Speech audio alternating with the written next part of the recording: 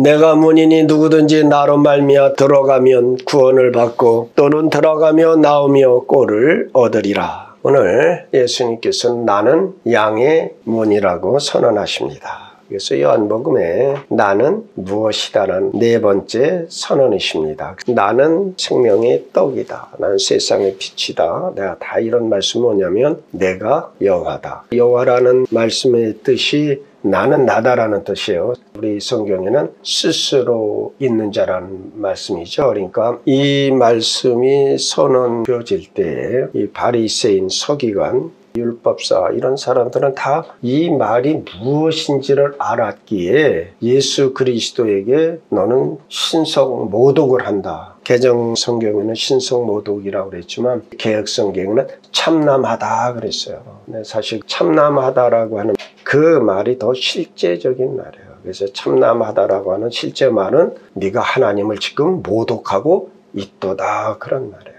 왜 이 말씀을 드리냐면 요한복음 10장을 조금 더 가면 당신이 그리스도이거든 밝히 말씀하소서. 유대인들이 나와서 그렇게 말을 하죠. 이미 예수님은 다 자기 말 속에 선언을 해 주셨는데 저희들이 안 들었다는 것이죠. 자, 오늘 본문의 시작인 7절의 말씀을 보면 그러므로 이렇게 시작을 하고 있습니다. 앞의 말씀 즉 1절로 6절의 말씀과 밀접하게 연관이 되어 있다는 뜻입니다. 그러니까 오늘 우리가 본문을 이해하기 위해서는 1절에서 6절까지 주님께서 무슨 말씀을 하셨는가를 이해해야 우리가 더 깊은 은혜의 자리로 들어갈 수가 있겠습니다. 1절에 내가 진실로 진실로 너희에게 이르노니 문을 통하여 양의 울에 들어가지 아니하고 다른 데로 넘어가는 자는 절도요 강도라고 하셨습니다. 그러니까 여기서 내가 양의 문이다 할 때 두 가지 의미가 있어요. 하나는 목자의 문, 또 하나는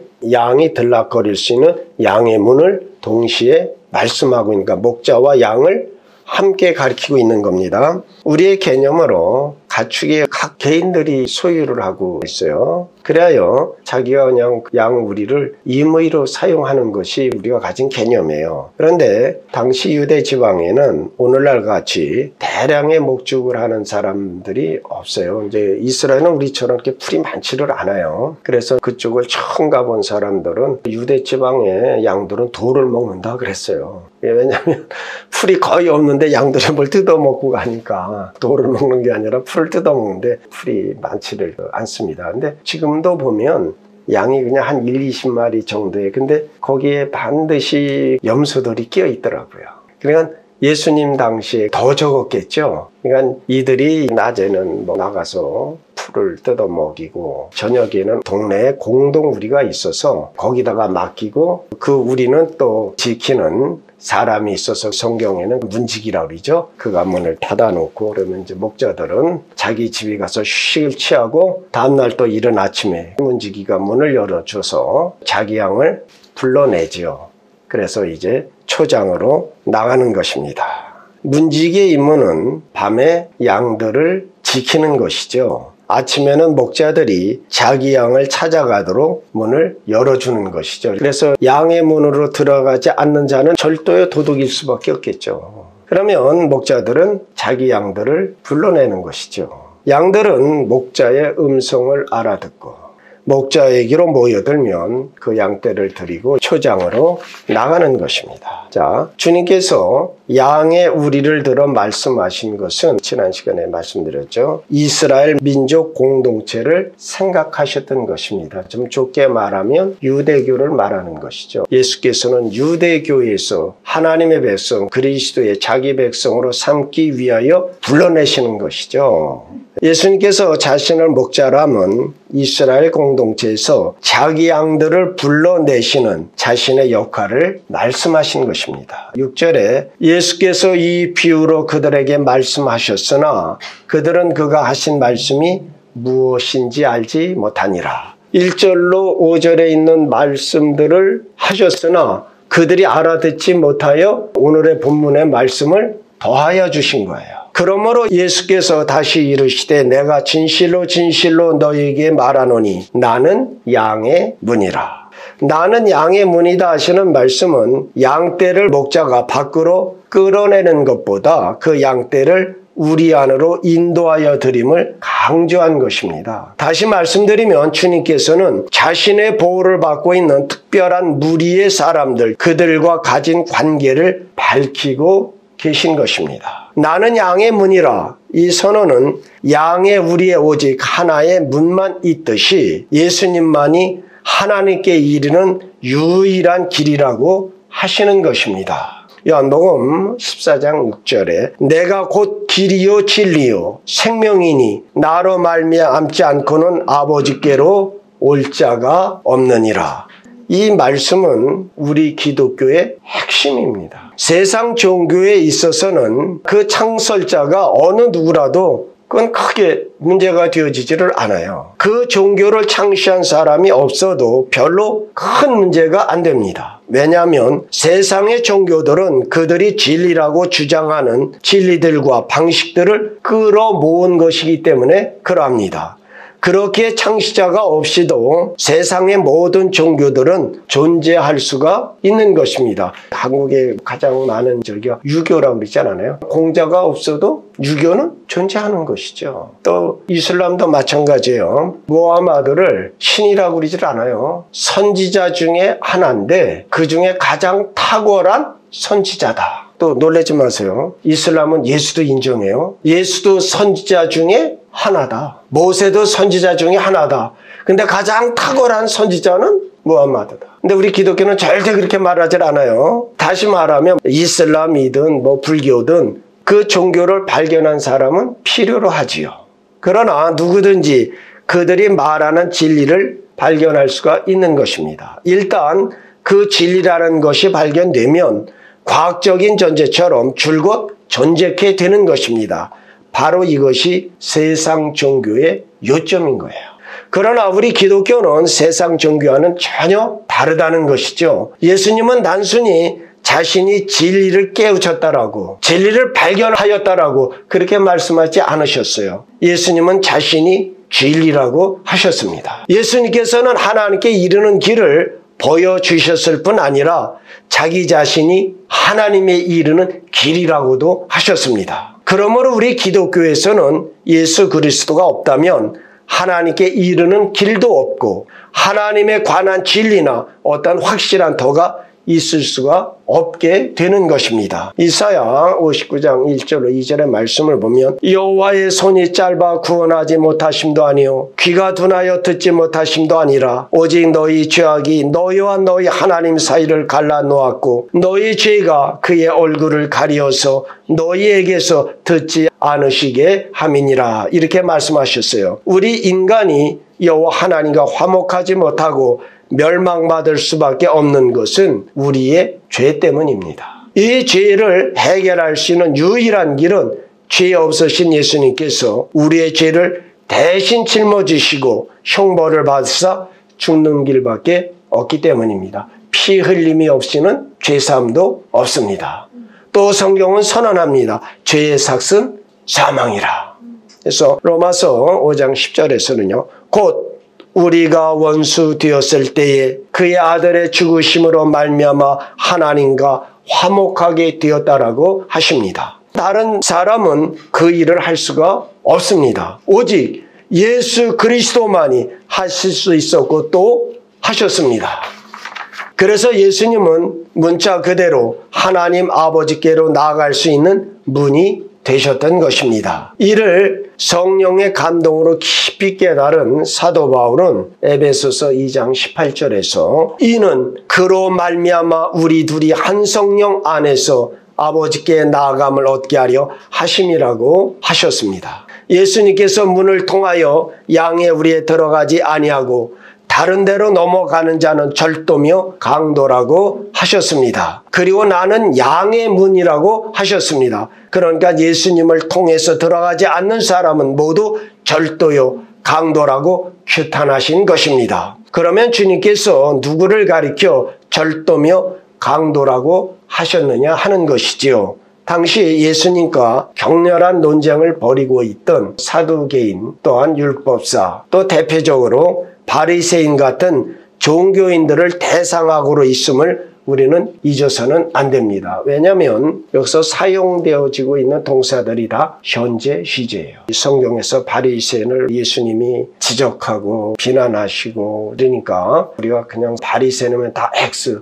나쁜 사람들 이렇게 생각을 하기가 쉽습니다. 그렇지만 그들은 신앙심은 상당히 깊었던 사람들이에요. 그들은 하나님을 향한 철저한 신앙생활과 봉사와 헌신을 다한 사람들, 여호와의 이름을 위해서 자기 생명까지도 내놓을 수 있었던 그런 사람들이에요. 그럼에도 그들에게 결정적 부족과 잘못이 있는데 그것은 하나님의 보내신 메시아 예수님을 거절했더라 하는 것입니다. 하나님을 사랑하고 하나님께 봉사하고 헌신을 하는 저들이 하나님과 원수된 관계를 해결하시고 하나님과 죄인된 인간을 화목케 하시며 하나님의 자녀여 그 백성이 되게 하고자 찾아오신 예수 그리스도를 거절했더라 하는 것입니다. 왜냐하면 저들이 기대하고 있는 메시아 상과 사뭇 달랐기 때문에 거절했던 것입니다. 유대 청년 사울, 후에 사도 바울이 되었지만 사도가 되기 전에 가졌던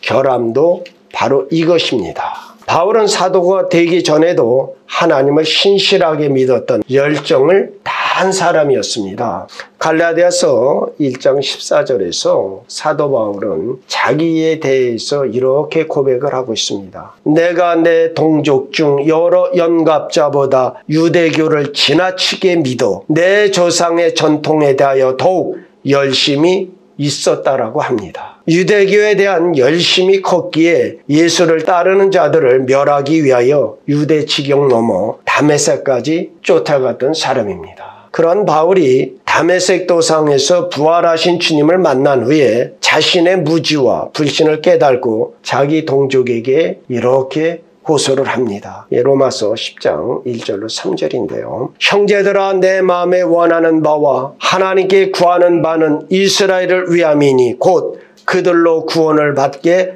함이라. 내가 증언하노니 그들이 하나님께 열심히 있으나 올바른 지식을 따르는 것이 아니니라. 하나님의 의를 모르고 자기 의를 세우려고 힘써 하나님의 의에 복종하지 아니하였느니라. 여러분, 우리가 맹목적인 열정, 맹목적인 열심, 그러니까 하나님 아는 바른 지식 없이 열정과 열심은 망하는 것입니다. 오늘 우리가 이단들의 열정과 열심 못 당해요. 저들은요, 자기 재산도 다 갖다 바치고, 아니 심지어는 거기 가서 그냥 산다니까요. 이단은 그래서 가정을 파괴하고 개인의 삶을 파괴하고 사회를 파괴하고 나라를 망하게 하는 겁니다. 신천지들 보세요. 그 청년들이 매일 모이는 자리에 가서 그 청년들이 학교 다니고 직장 다니고 그 일을 하고. 여러분, 하나님은 우리를 성실히 살라고 했습니다. 6일은 성실히 살고 땀 흘려 일하고 제7일 안식일에 쉬라는 것이에요. 여러분, 우리는 열정으로 살으셔야 됩니다.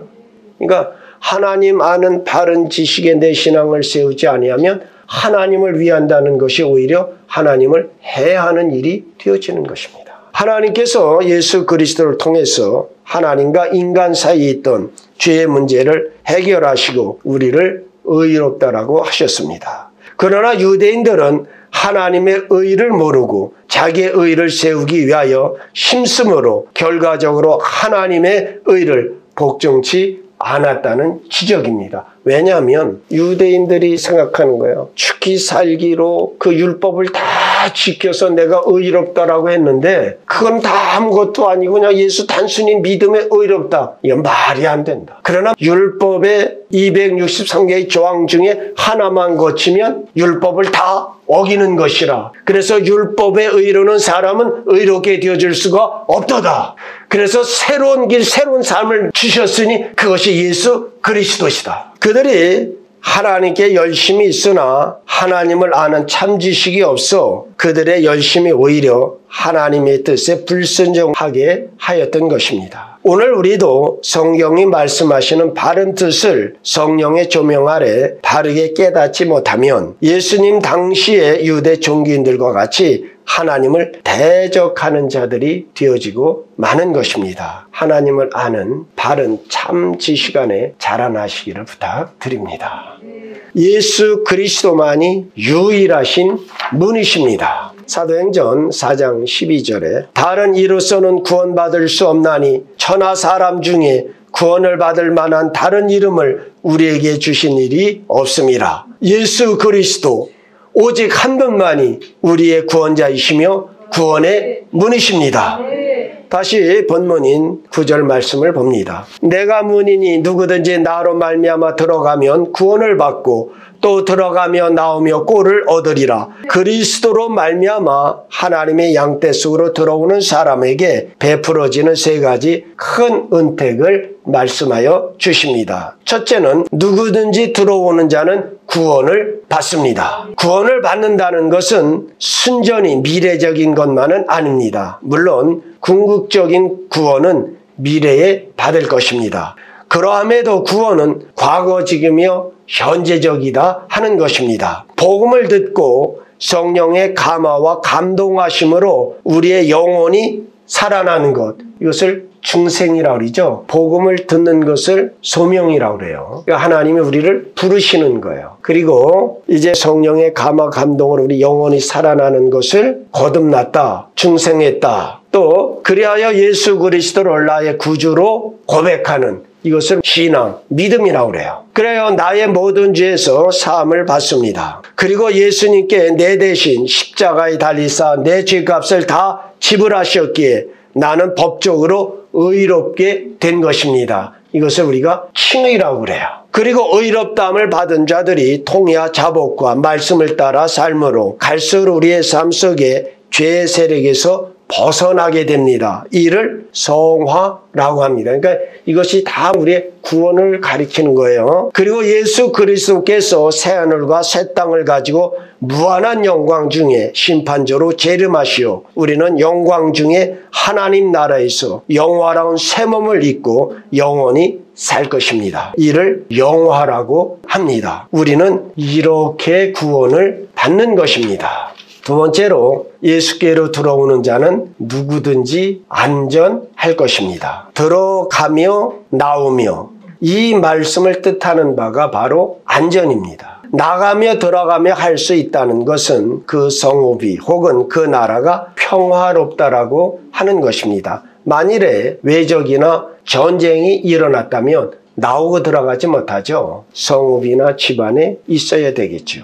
그러나 예수님께서 믿는 성도들에게 나오며 들어갈 안전을 약속하셨습니다. 시편 121편 8절에 보면 여호와께서 너의 출입을 지금부터 영원까지 지키시리로다. 이사야 43장 1절로 3절 말씀에 보면 너는 두려워하지 말라. 내가 너를 구속하였고 내가 너를 지명하여 불렀나니 너는 내 것이라. 내가 물 가운데로 지날 때 물이 너를 침몰하지 못할 것이며 내가 불 가운데로 지날 때 타지도 아니할 것이요 불꽃이 너를 사르지도 못하리니 대전하는 여호와 네 하나님이요 네 구원자임이라. 할렐루야. 세 번째로 풍성함에 거할 것을 약속해 주셨습니다. 나가며 들어가며 꼴을 얻기 때문입니다. 날이 밝습니다. 목자들이 와서 자기 양을 불러냅니다. 그리고 어디로 데려가겠습니까? 구원은 내가 건짐을 받았다. 이제 안전하게 되었다는 사실에서 끝나는 것이 아니다 하는 것입니다. 구원에는 좀 더 적극적인 의미가 있습니다. 구원받았다는 사실은 풍성한 삶의 시작입니다. 이제 목자의 인도함을 받습니다. 그분이 나에게 주시는 안식을 즐깁니다. 또 그분 안에서 우리는 무한한 즐거움의 특권을 누리게 되어집니다. 이제 우리는 목자 되신 주님과의 관계 속에서 그분이 우리를 위하여 예비하신 그 모든 풍성한 것을 즐기는 풍성한 삶을 시작하게 되는 것입니다.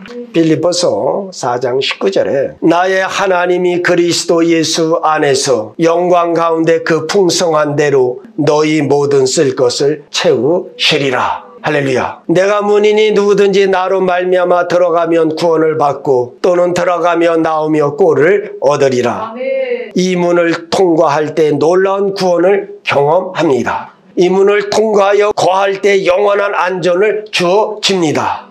그리고 이 문을 통과할 때 풍성한 삶이 약속되어집니다. 양의 문 되신 예수님의 초청의 말씀을 듣고 그 문을 통과하여 그분 안에서 모든 풍성한 삶을 얻고 누리시는 복된 성도들이 다 되어주시기를 우리 주 예수 그리스도의 이름으로 축원드립니다. 기도하십니다.